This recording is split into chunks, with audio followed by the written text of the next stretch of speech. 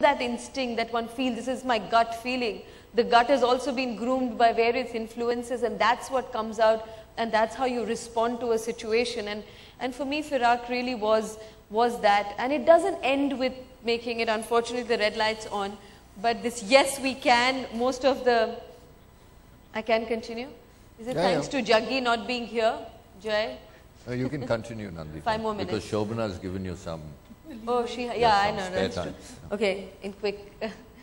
No, because really for me, direction was the most challenging thing I had done. I thought I had done many different things that were challenging at different times, and they were, whether there were roles that I played, whether there were interactions that I did, whether there were workshops that I did with women, or the work that I did with children.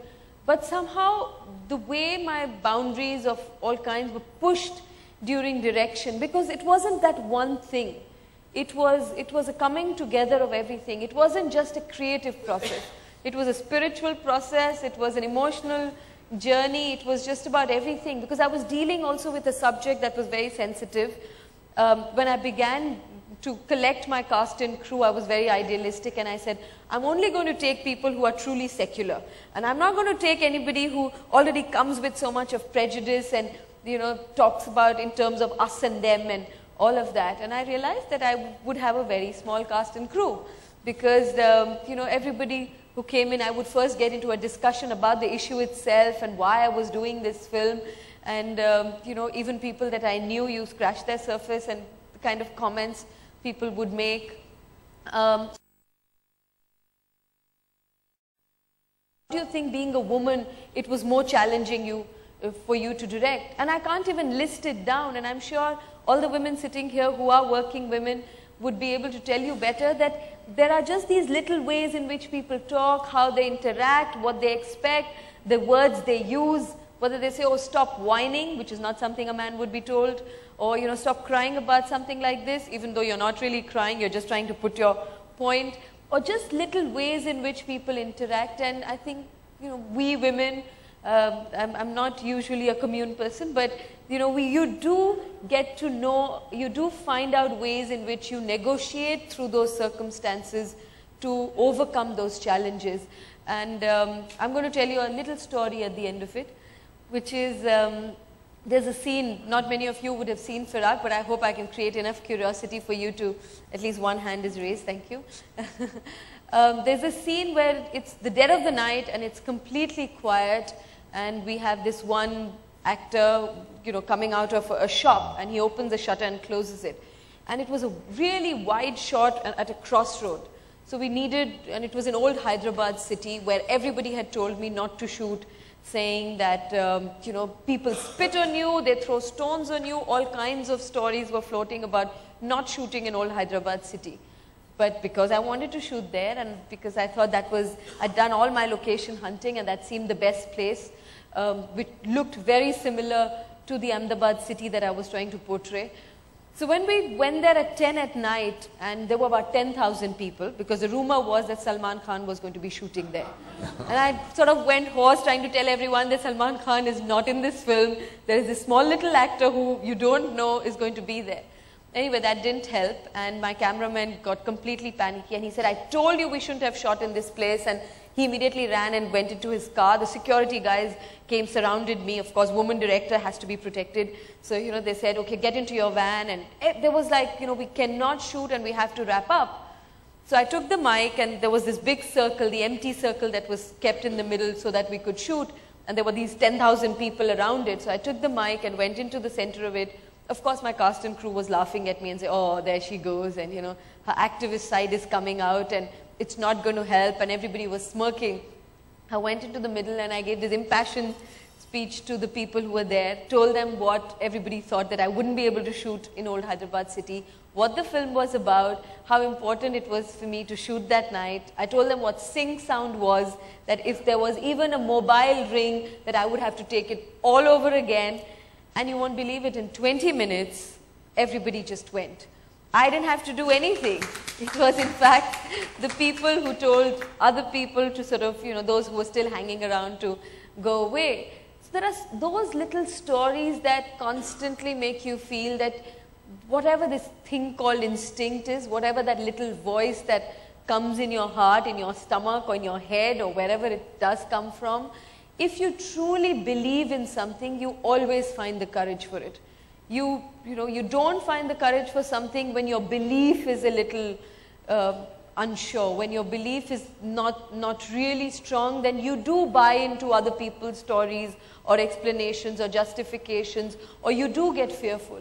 If you truly are convinced about something, then you will find courage, and it is about honing that belief. It's about really constantly reaffirming that belief, changing if need be, and I think Anu Aga is going to talk about living with change, and changing if it need be, but even that change has to be with so much belief that you find the courage to say, yes, I can, we all can, and I think that's what's kept me going, and I think that's what keeps many other people too. Thank you.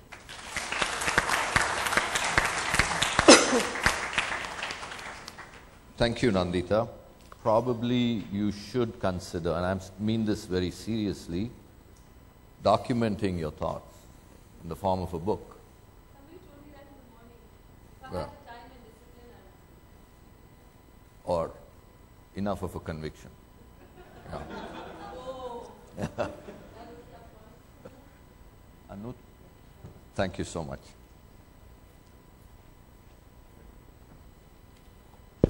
Good evening, friends. Let me thank CII Coimbatore Zone and my friend Jairam for inviting me to this session and giving me the opportunity to share my experience. Today, I would like to speak of a phase in my life that was both difficult and rewarding for my company and personally for me. It was a time which ultimately helped me to find my inner strength and a new purpose. To provide the context of the struggles in my later life, let me share with you some aspects of my earlier life. Our company was started in 1966, which is Thermex, jointly by my father and my husband, both of them no more today. Thanks to the charismatic, dynamic, and value-based leadership of my father, Mr. Bathena, and my husband, Roynton, our company grew rapidly and made good profits. In spite of its midget size, it enjoyed tremendous brand equity.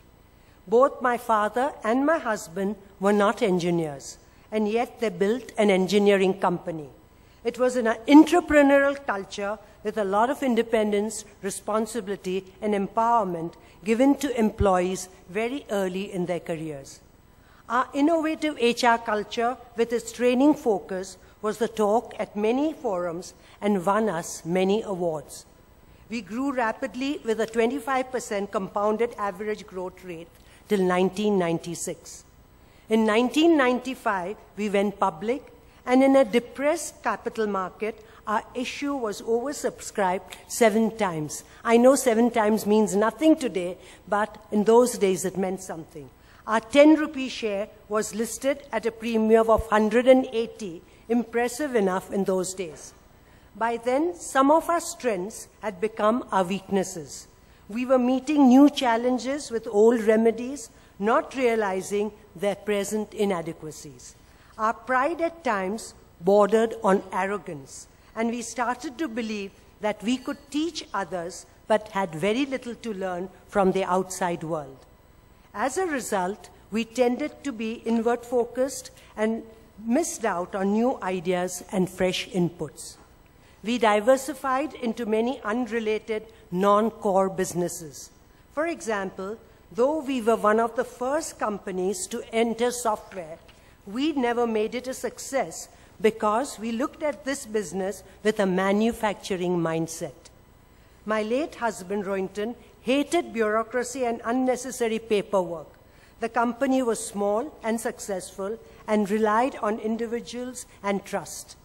When we were small, we could get away with this, but as we grew, a few people took advantage of our lack of system. In 1996, a year after we went public, Roynton, my husband, suddenly passed away. Knowing that the market would be very concerned about succession, within 2 days, the board internally selected our managing director and I was appointed as the executive chairperson. I had joined Thermax 15 years earlier, and for 5 years preceding 1996, was heading the HR function. I have narrated these details to show you that I became a CEO by default. I kept telling myself that I was the CEO by accident and that I had been selected because the family owned 62% of the company's stock. I was troubled by feelings of self-doubt and inadequacy at a time when I was also trying to cope with personal loss. I missed my husband, who also happened to be my best friend.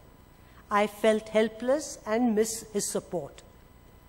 Fortunately, through Vipassana, a Buddhist meditation discipline, I was able to discover my inner strength and centeredness.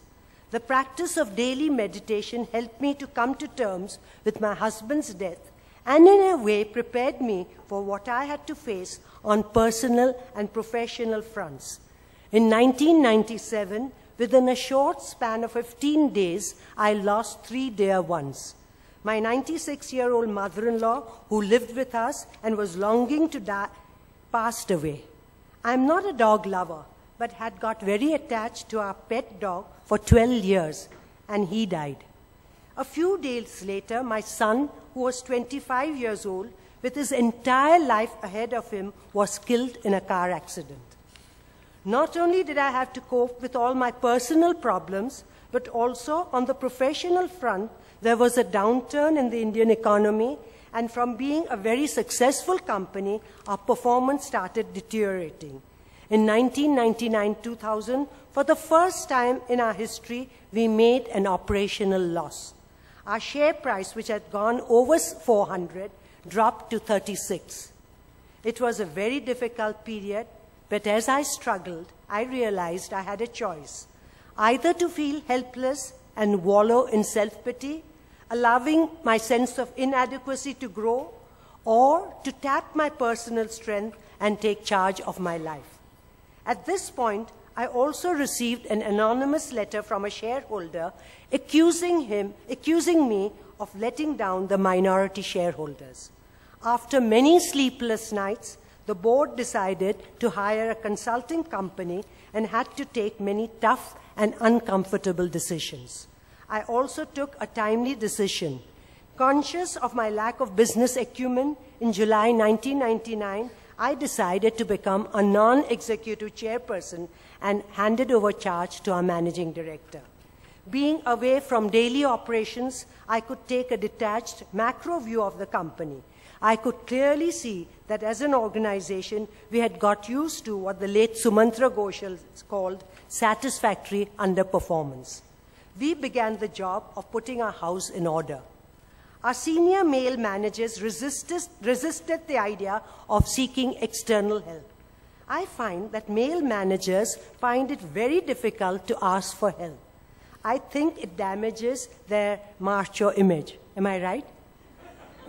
Before the organization could make radical changes, I had to change my own mindset. I had to clear my mental cobwebs and confusions and move out of my comfort zone and my sentimental attachments. Over the years, we had moved into many activities, as I said earlier, unrelated to our core business that added to our top line but eroded our profits. We exited from all non-core businesses and we streamlined operations in the areas where we decided to focus. As we went ahead with this exercise, we had to ask many employees to leave. My husband and I had looked upon business as a way to generate employment. So asking people to leave was one of the most difficult decisions we had to make. The entire board was reconstituted, perhaps done for the first time in India. Earlier, our board had 9 executive directors and 4 independent directors. The new board now has 4 independent directors. Jai is one of them, 3 promoters, family members, and our managing director. Though the family owns 62% equity, we decided to step aside as executives and remain directors on the board. We brought in a rigorous performance culture by introducing variable pay. Innovation and customer